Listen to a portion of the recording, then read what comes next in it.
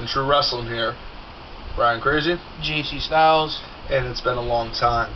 We are glad to be back. We are here with our Smackdown review for 3-4? Yes. 2011. Mediocre night at best. Do have to say, I mean, there was nothing really... Nothing pinnacle, nothing big. Exactly. I mean, with the exception of the Undertaker coming back after like 4 or 5 months, after like 3 or 4 months of being out, finally came back to Smackdown and just cut a promo on the whole WrestleMania and how Triple H comes out, if Triple H beats him, he'll be hailed as the King of Kings. How he talks about how that's no mere mountain to climb, and it's just the same BS we hear from Undertaker against everybody who tries to take him on. I don't know. It was a little bit different tonight. I mean, he had a little bit different entrance. He had a little bit different of a tone. He never took the hat off. He kind of looked down. It's definitely a little bit different of an Undertaker. You do have to say. I know that they're trying to play off that he is now the more dead man than he was before due to the Buried Alive match where Kane buried him, which actually, funny enough, that came up yet again tonight between the Core and Kane. We'll mention that in a minute. We do have to say thank you to everybody out there that has subscribed to F and True Wrestling. We have hit a huge milestone today. We are up to 501 current subscribers. This is huge. We were only at 300 less than 2 months ago. Yes. So, I mean, we've almost doubled our subscribers. All of you guys have made it possible. So, thank you very much.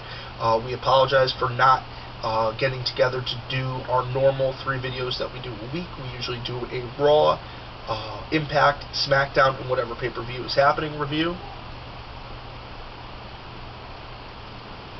Hey. Also, your mom was sick. Yes, but I was still doing my videos. When you could squeeze them in. Yeah, Mr. 11:30 both at night. Raws, both Impacts. I got 3. Well, not last week, but the week before. I got 3 children, and I was just putting back together a car this week. So, Mr. 11:30 at night, sometimes I'm a little tired. Hey, shit happens, man. But we are back. So, jumping into SmackDown, like you said, we saw The Undertaker return. That was probably the biggest part of the night. That was only the biggest thing of the night. There's nothing else happened. I mean, Undertaker came out. I mean, Raw had a pretty good promo off the bat, and then McIntyre attacked him, and then they went into a pretty good match that was McIntyre Edge, which was a pretty decent contest. Yeah, but still, I mean, to be honest, though, the contract signing was kind of BS at the end. Yeah, I mean, but we didn't get to see Christian return again, though. Yeah, but I mean, the BS, though, I mean, the thing is, Raw nowadays is looking a lot better than SmackDown. Like how it was this time last year, how SmackDown was in the shitter and WWE and Raw was the flagship. I wouldn't say SmackDown's in the shitter. I just think the storylines have taken a twist for a direction that, I don't know, it's just... You're doing so much of a different thing a month's time ago. You know what I mean? And now they're doing so much different of a story. I really have a feeling that WWE is just dropping the ball on a lot of mid-card talent because they don't want to invest too much into them due to their poor fourth quarter financial results and the possibility post-WrestleMania they're going to be dropping a lot of talent. Like I was saying... And that's bullshit. What are you going to do? Drop McIntyre? What are you going to do? Drop Sheamus? I mean, these are guys that could build the future of this company. And they're going to fucking drop the ball. Yet again. You know what it is? I love WWE. Come on, guys. It is what it is. I mean, nowadays with everything in the wrestling business being so out of whack, there's no competition other than TNA, and TNA is so far from competing with the WWE. It just goes to show you that really, to be honest, WWE, like I've said, WWE standing alone for 10 years now. Yeah, and to be honest, WWE got lazy after WCW folded, closed its doors, and Vince bought out the remaining of WCW. There was nothing, honestly, to keep WWE in the competitive edge, and it got stale. It got, from what Brian called the dead years of the WWF, I mean, where he stopped watching it. unlike myself, I continue to watch it, and I still feel disappointed. I mean, WWE could be better, and it's not.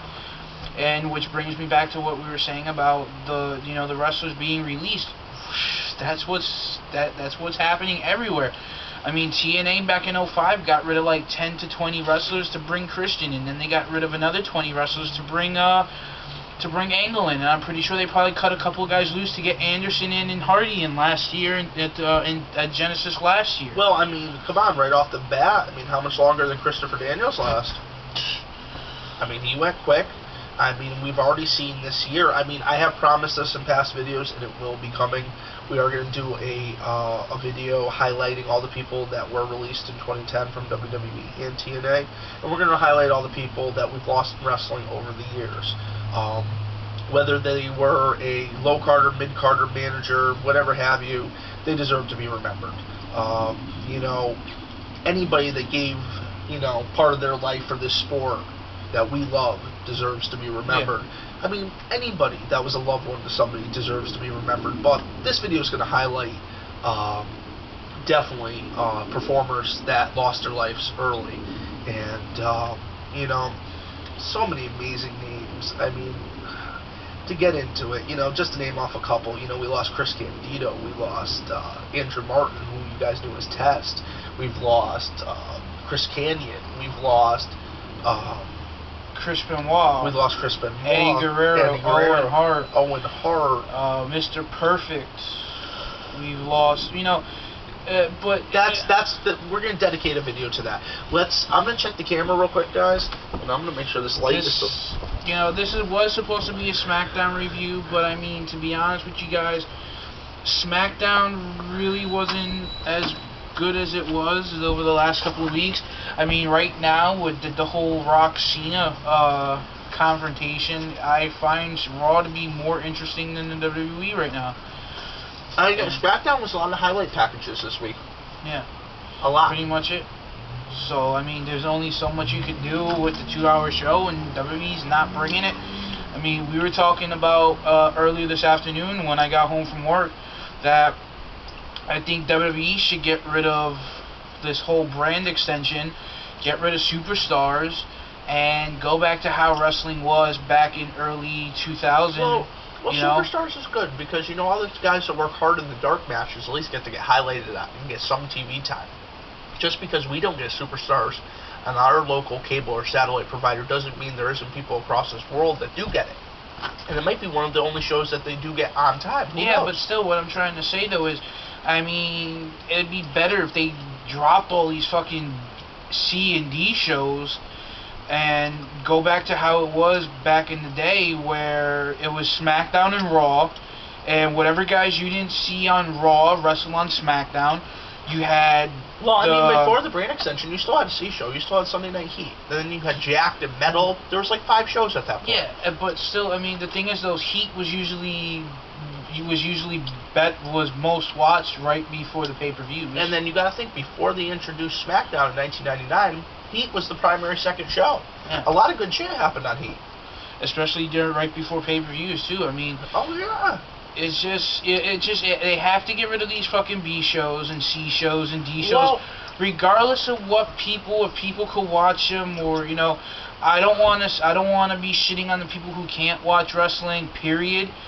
But to be honest, WWE is spending so much money to all these guys that are on other shows, and SmackDown's not deserving. I think all those guys are doing a great job, and they're producing a good product.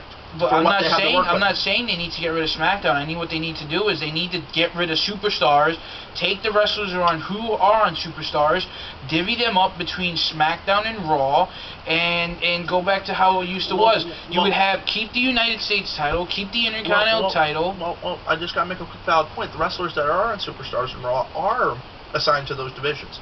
When you watch Superstar, very clearly you'll see Raw competitors in a match with the Raw announce team, and then with one crowd, and then you'll see SmackDown match. I mean, it's a pasted together show, just like how some of the older wrestling shows back in the late 80s and the 90s kind of were. You know what I mean?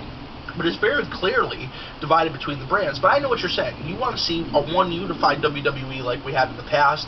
I kind of like the divided WWE because I think it gives a lot of people able to shine in the high card, the mid card, and the low card. It's almost like having two separate companies.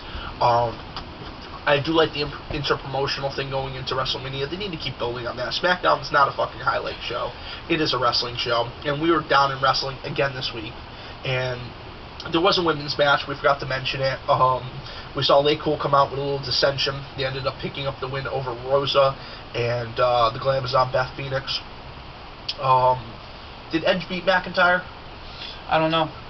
I don't know. I didn't watch all of SmackDown. I got home and I took a shower and I got my hair cut, took a shower, and I sat down about 9 o'clock. I hear you. Right in time to see Undertaker in the Triple H promo. But I mean, what else this is what needs to be done.